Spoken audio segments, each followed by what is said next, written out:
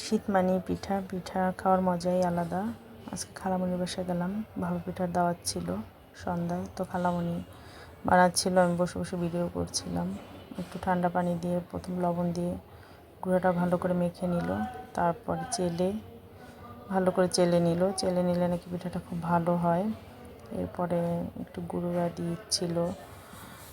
গুঁড়া দিয়ে তার ভিতরে গুড়, নারকেল একে একে দিচ্ছিল। আমি বসে বসে দেখছি আর ভিডিও করছিলাম আর শিখছিলাম কীভাবে বানায়। পিঠাগুলো খেতে খুবই মজা হয়েছে। তো তাই ভাবলাম সবার সাথে একটু শেয়ার করি। সবার বাসায় কম বেশি পিঠা বানানো হয় শীতে। আমাদের এই প্রথমেই ভাপা পিঠা শীতে খাওয়া হলো, এর আগে এখন পর্যন্ত কোনো পিঠা খাওয়া হয়নি। তাই ভাবছি একটু শেয়ার করি। পিঠাটা অনেক মজা হয়েছিল, আলহামদুলিল্লাহ অনেক মজা হয়েছিল। ধোয়া ওঠা গরম গরম ভাপা পিঠা খেতে খুব মজাই লেগেছিল। গরম গরম ভাপা পিঠা খুব মজা করে খেলাম আর সাথে ভিডিও করলাম। এই হলো পিঠা, লাস্ট এই ভিডিও করলাম।